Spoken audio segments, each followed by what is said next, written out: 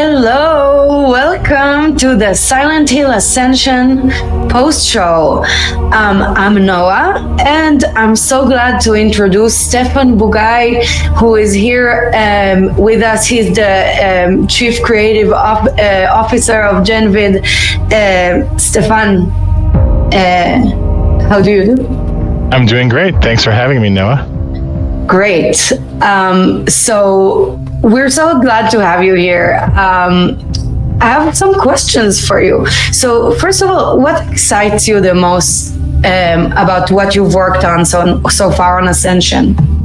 I mean, I'm excited the most about rolling out a new entertainment format that's never been done before. The idea of the socially interactive streaming service and taking ideas that I'd worked on previously at places like Telltale with narrative decision making and bringing it to a format where the entire audience makes the decisions collectively and then creates canon, and then that gets cut into a TV show, and you, the audience, are shaping the canon of this story that is part of this great, awesome Silent Hill franchise. Like, being able to sort of bring together my interests in interactive narrative, social engagement, and great storytelling with an awesome franchise like Silent Hill has been very, very exciting. Dude, it's so great to be working on a franchise like Silent Hill. It really is like a perfect combination of like working on the series and working with Konami. So can you also, let's like go back a sec. Can you like introduce your role in Genvid? Sure, I'm the Chief Creative Officer, so I am responsible for all of the creative development of our projects. So the writing, the narrative design, the game design, art, cinematics, animation, etc. So that is what I do. Yeah, so you are kind of the puppeteer, and we are, you know, you're one of the chief puppeteers here. Yes, a puppet master, if you will. And speaking about puppet masters, what's your favorite Silent Hill Ascension monster? If production, sorry. Stefan, can you tell us what's your favorite monster on Ascension? My favorite monster is the Collector. The Collector is quite mysterious. We will learn a little more about the Collector as we go through our Silent Hill Ascension season, but there's some pretty cool deep lore behind the Collector as well that the audience can sort of talk about and conjecture about and perhaps find more out about later. But I think the Collector is a super cool creature. It looks really cool and mysterious, you know. It reminds me of some people of my past, but I'm sorry to hear that. Yeah, no, let's carry on. So who's your favorite character in Ascension? I know it's kind of like difficult to answer because it's like you're a parent and they're all your children, but who are you leaning towards at this point? So it is very difficult to choose since as the creator, they are all my babies. But I would say that right now, with everything that's going on, I am very intrigued by Rachel. You know, in past Silent Hill stories, we've sort of seen the aftermaths of cult activity. We've had cult members as opponents. But this is an opportunity to sort of get inside the still functioning workings of the cult through Rachel, and influence her journey as someone who is a true believer and deciding what she should and should not believe within this worldview that she's developed, because she has these beliefs and perhaps they are challenged and at the same time reinforced by the things that she's seeing happening in the world around her. And I think that's a really cool opportunity for interacting with a character story. Right. Rachel is a fascinating character. I can't wait to see more and more what's behind those piercing eyes. And what do you think that the audiences will most resonate within the story? I mean, so we created a story that is intended to resonate with a lot of different people in different ways. We're doing something new in the Silent Hill universe by having multiple protagonists in 2 locations at the same time in the same story, each of whom has their own peculiarities, their own dark pasts, their own reactions to what's happening to them now. And so, we've got a variety of different characters that I think different people can relate to and or be critical of and or be terrified or disgusted by.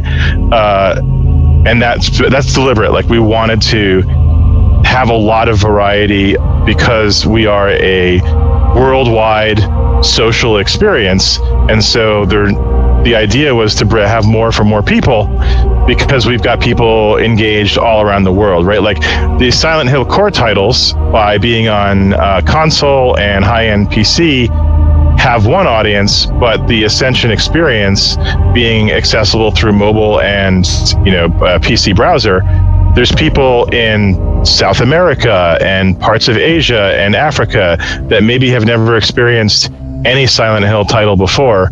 And so we were trying to create a cast of characters that had enough different universal ideas behind them that general horror audiences, and not just core Silent Hill audiences all around the world, could get interested in our characters.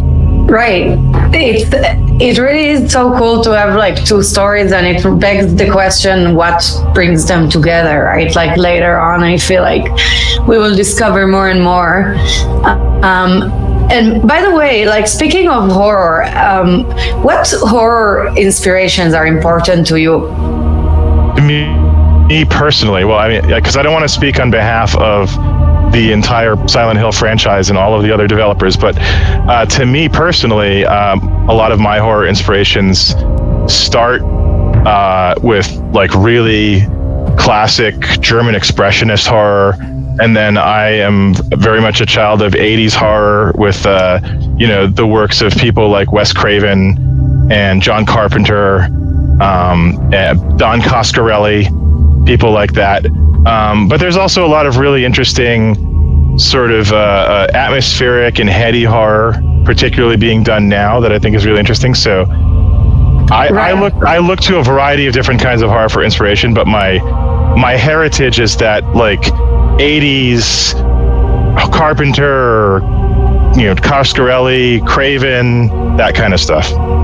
Right, and that's I can't even. I guess everybody saw my face light up when you brought those names. So clearly, my opinion. But speaking of horror inspiration, because the soundtrack of Silent Hill Ascension is really beautifully done by Kevin Keith, from very known for Skinny Puppy, and it was your call, Stefan, to bring him on, right? So please tell us about that. Yeah, absolutely. I mean, I've been a Skinny Puppy fan since I was a preteen, and so I've always been a big fan of Kevin's work, Skinny Puppy, Download, his solo work, Tear Garden, etc. And it turned out that Yamaoka-san was also inspired by Skinny Puppy, among other things, in creating the original Silent Hill scores. And so it seemed like a great opportunity to work with someone I'd always dreamed about working with, that was relevant to the franchise, but at the same time was going to do something that was new and different and unique to the Ascension experience, which is what Konami wanted. So. Right. And I think it's such a beautiful marriage of all the dreams come true of like, what do you want to work on? Like, oh, I want it to be like a Silent Hill with Skinny Puppy. And anyway, but so if there's one thing that you could share with the community at this point, what would it be? If there was one thing I could share with the community at this point, it would be my excitement for them to continue to go down the rabbit hole with these characters and with some other characters that may or may not appear later in the story, because the team put a lot of hard work into crafting a pretty interesting, deep, thematic Silent Hill story that both draws on all of the pillars of the best past Silent Hill experiences that we, worked closely with Konami to identify, but also expands the lore of the franchise in interesting ways. We also worked with Konami on that. And there's a lot of fun stuff for people who love Silent Hill, but also who just love horror and cult stories and psychological horror in general to dig their teeth into as we get further and further into the season, both in terms of these character arcs and character conflicts, but also what exactly is going on? Why are these multiple characters in these two locations in the same story at the same time? Who exactly is the collector? And things like that I think people will find pretty fascinating if they continue to come back every day and impact these decisions. And if you do, you are changing the fates of these characters. Like when you participate in these decisions, when those decisions lock in, they don't just become canon story, but you are also driving the final fates of these characters and pushing them in one direction or another with your decisions each time you participate in a fate decision. So great story and an opportunity to, as an audience, shape that canon story, and including the fates of these characters when they finally have their reckonings. Right. And this is like, as opposed to your favorite horror film, perhaps, you really have control on what's going to happen to the characters. And if you shout at the screen in the movie theater, it doesn't do anything. But if you participate in a Silent Hill Ascension decision, it does something. Right. And I noticed that the audience has been, by the way, it's so great to see people voting. Oops, sorry, I dropped my phone. But it's so great to see people voting something other than redemption a little bit. Now we're seeing domination, people wanting Toby to attack the foundation. So I like to see also, because I personally have been curious about the other options. Where is it going to take us?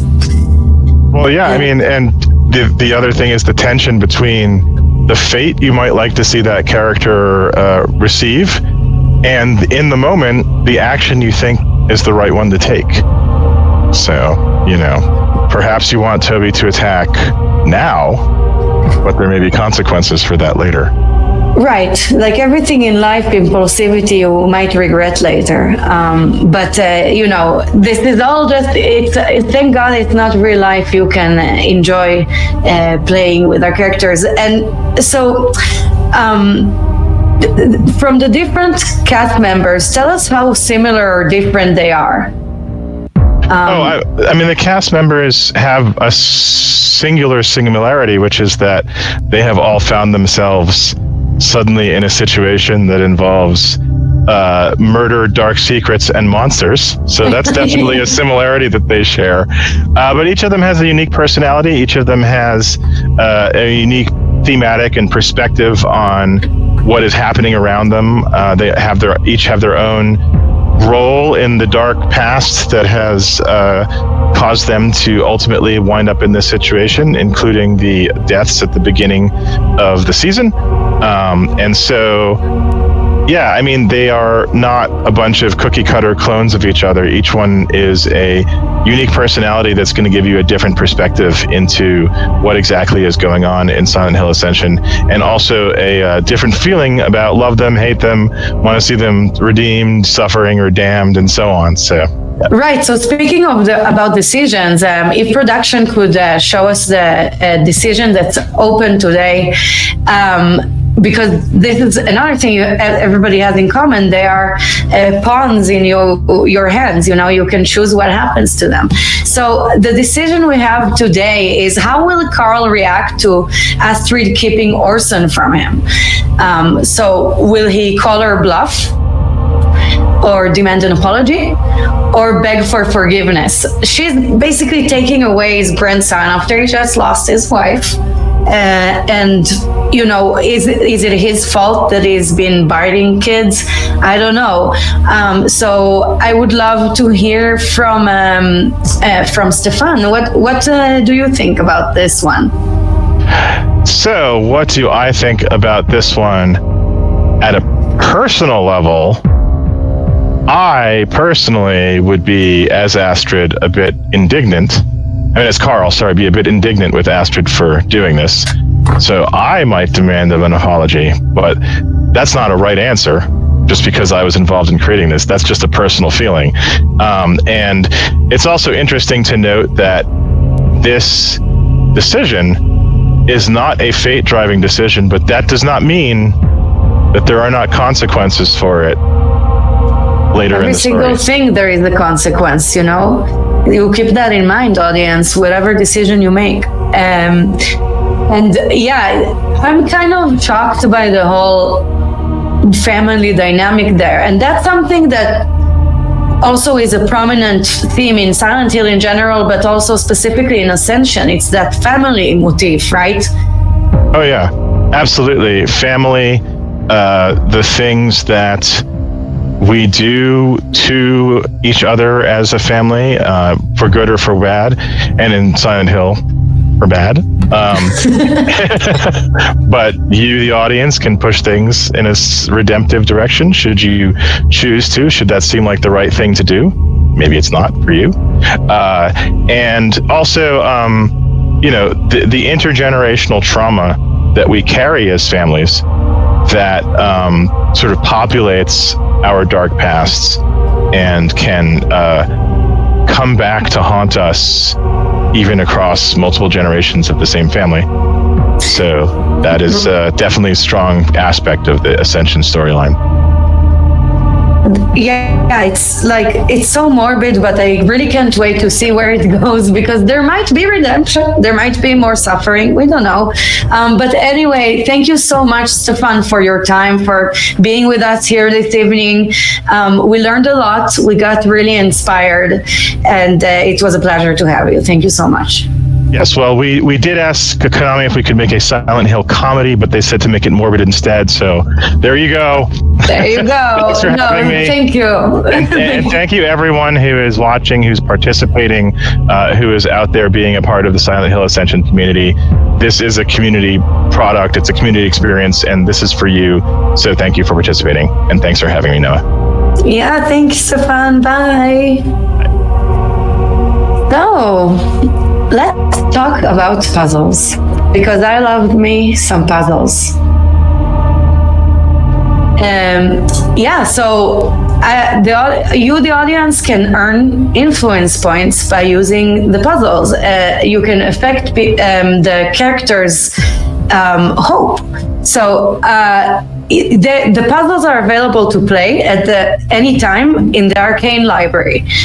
So at the top of the library screen, right there.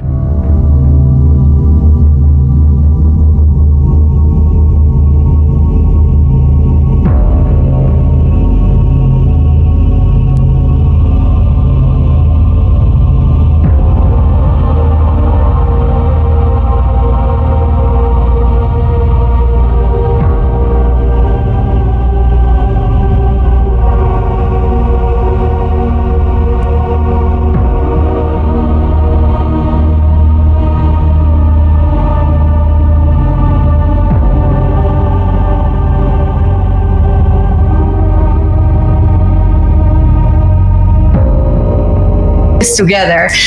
So production, could you please show us the puzzles?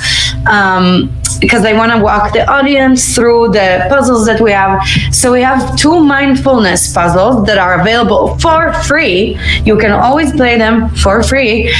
We have the Arcane Library puzzles. There is one that's available for free, and they are changing every day. So, oh my God, you're back. I'm so happy to see you. Welcome back. Hi, it's a pleasure to be back. No, it's good stuff. Like, I'm glad to see that, we've changed the mindfulness puzzles are now available for free for everyone, so they can affect characters' hopes. It's part of the reactions to the community feedback. So I'm glad to see that like in action. So from now, your 2 mindfulness puzzles are free. So you can at home always affect the story, even when we are not showing. At any time. So let's take a moment though to discuss the story so far. Eduardo, please walk us through it. Sure, of course. So our lovely production crew is going to throw that up on screen. Our story so far, we're going to start with Pennsylvania. So in our story so far in Pennsylvania, the big moment, Joy died during a foundation initiation ritual conducted by Rachel. As a result, Rachel is being questioned by the elders about Joy's death. As you know, questioning should probably happen here. That said, Toby, Joy's brother, finds out that she died, and unfortunately gets a revisit of Joy, seeing the dead sister in the woods, and asking, and you know, the dead sister going, burn it all down. Pretty strong moment right there. All that said as well, Rachel sees monsters in her home, so she escapes with Eric and their daughter to the foundation for refuge. That's quite a lot of action actually in Pennsylvania for sure here. No, like that's a really strong start, right, Noah? It is a very strong start, and let me tell you, I had days where I felt Toby-esque. Okay, but thank God I didn't see visions of, you know, this is horrible what he's going through. What did he do wrong? He's not in the foundation. He's just minding his own business, you know. And all this stuff keeps falling on his head, all these catastrophes. No, of course. And I mean, you have to, and then when you re-see your sister, you know she's been dead. You see a delusion of her, you know, being dead, and you have to contend with her telling you to burn it down. And the funny fact is, I actually checked that decision. There's still a while to go, but the audience for once, it's, you know, a lot of you have picked the redemption path, and totally fair on you. You know, at the end of the day, it's you, the audience at home, deciding. But on this decision, it seems the audience is really split between that redemption path or just getting Toby to burn it down. Right. This one is an intense one. It's very fun to see, you know, like it's so fun because we just rolled out, and it's so great to see like different types of, because I'm so curious to see, like really, I kind of want to see each and every path. But unfortunately, there can only be one. Or fortunately, I don't know, because, you know, I could stay in Silent Hill forever, but I need to like go feed my dog sometime. But Eduardo, also, we had a lot going on in Norway as well, right? We had a bunch of, there's a lot of family drama, both in Pennsylvania and in Norway. So can you please tell us more about the drama in Norway? Of course, it'd be my great pleasure. So our lovely production team is also going to throw that on screen for you. Norway, week 1 so far. So in Norway, things have also picked up. It's not quite as fast as Pennsylvania. We're taking a bit more time. There's a little bit more intrigue. We're not quite sure what's going on with the characters. But fundamentally, Astrid discovers her mother, Ingrid, died under the care of Carl, her father. So at the same time, she finds a suspicious syringe in the room where Ingrid died. A bit later on, she discovers herself. That's morphine, something not prescribed. Now we have the detectives questioning Carl about the death of Ingrid. That's a few detectives. That was Hagen, as well as some of our audience members who were actually present in the scene, if you want to check that again in our catch-up videos a bit later. Now, we talked in that interview with Stefan. I was in the back. I was hearing a lot about kind of that family drama, the tension, generational trauma. So the thing here, Astrid learned that Orson bit another child at daycare, and he gets suspended from school. So I believe the audience chose for our scene today to essentially go and lecture him. And you saw the result of that video just now. If you haven't and you're just jumping in, you can always, again, catch up. All that said, it's a lot of tension for this family, but essentially, long story short, the grandmother died, but in mysterious circumstances, they're trying to figure out things here. Right. So basically, poor Astrid, she had a fight with her mom, and she goes back, like she takes a breather. She's like, I want to solve this. She comes back. She's dead. Her mom's dead, okay? And Carl was seeing all kinds of weird stuff when it happened. Like, when he came back to see Ingrid was dead, he was trapped in some otherworldly things, which were harrowing. So it's kind of hard to know, like, are these people facing their traumas because these monsters are inducing them, or are the traumas inducing the monsters? That's a good way to put it. And, we saw actually, you're correct. A lot of, in our endurance scenes, Carl was very present. And actually, as an update, actually, to the community, I checked with the rest of the development team to be 100% sure. It turned out that yesterday you succeeded, actually. The community succeeded. So what we did to make sure that was followed is Carl's Hope actually went up to make sure it followed what you at home managed to do. Because you were successful, we wanted to make sure that was reflected. So Carl's Hope actually went up. Although Carl's situation not so good in general. No, life is difficult there in Norway, especially for a goat farmer whose wife just died in suspicious circumstances. But also, like Orson biting the kid. Eduardo, do you think, how bad was that bite? Let's get back to that later. But because it's important to know what's going to happen with Orson biting the kid, for instance. So let's talk about our fate and hope system. Eduardo, can you talk about that? Sure, of course. So one of the things you'll have noticed when Orson biting the kid is a lot of the decisions were not fate. They were essentially, well, how does the parent deal with the child here?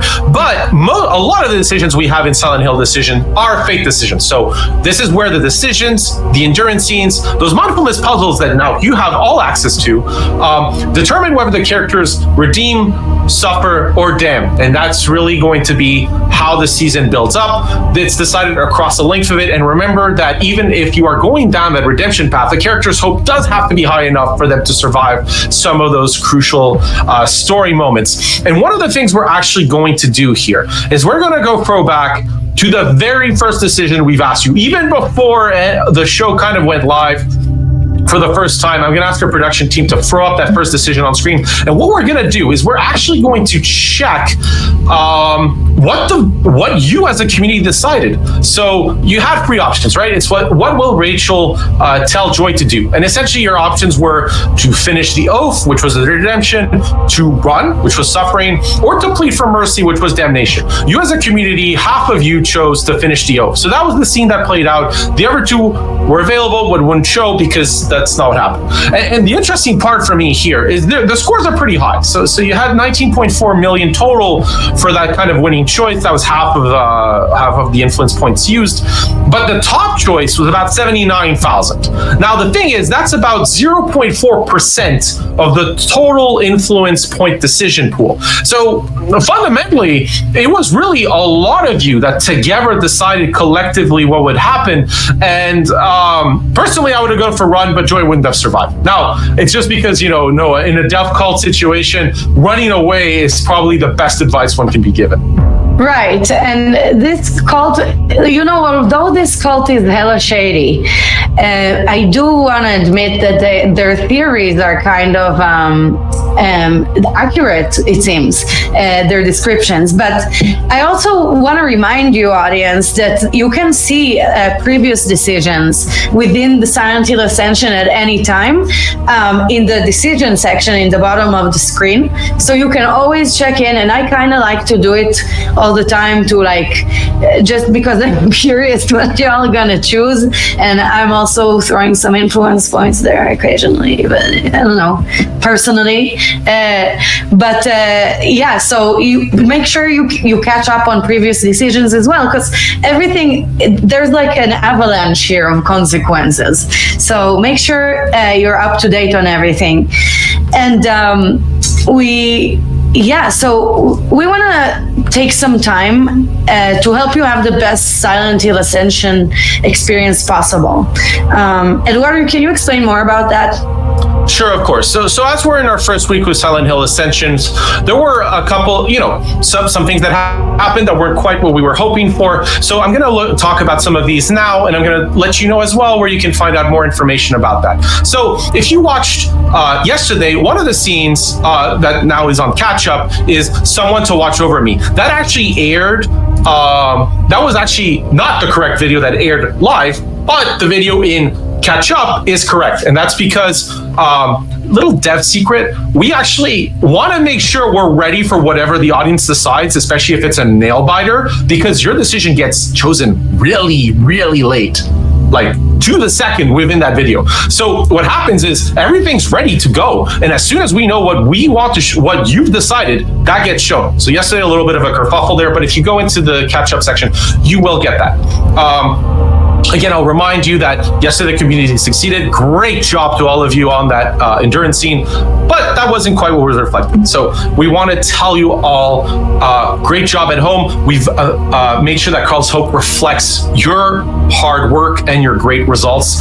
Don't worry about it. We're here to make sure that your Silent Hill Ascension experience is as good as possible. That said, we are updating the app constantly. So make sure you download from time to time, make sure you download the latest one. It gets you the best stability. And as we go through this first week and following weeks, we'll make sure to deliver that best experience to you. Now, that said, you might face issues. Let's be honest here. So we want to hear from you. You can always contact us by going into settings. So that's a little cog on the top right corner of the app. It should be very near my hands here. In there's the account tab, and then you can select contact in that little line with support, and then you can get directly to us. The development team will address the problem you have. We'll make sure the thing is improved, whatever that issue might be that you face. Now, all that said, if you on our social channels, I'm not going to talk a particular one, but if you have an account on a social media platform, you can probably find us.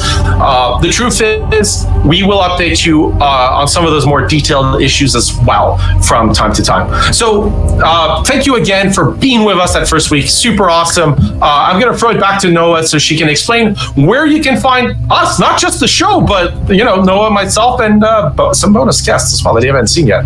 Yeah. So, okay. So we have our next show is going to be on Monday. We have our pre-shows on Mondays, Wednesdays, and Fridays at 5:40 Pacific. So make sure you catch those. The pre-shows are super fun pre-shows. Then we have the show every day, a new episode of Silent Hill Ascension at 6 p.m. Pacific every day.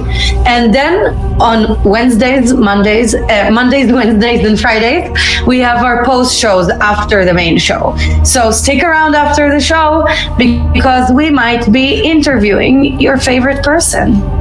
You won't want to miss that. So thank you so much, Eduardo. It was such a pleasure to see you again. I really missed you when I was here all alone. No, actually, Stefan was great to have too, honestly, but I don't know, you'll have to duel it out. But anyway, thank you, audience. We love you. Thank you so much for participating in this little experiment of Silent Hill Ascension. We can't wait to see you. Thank you. Bye-bye.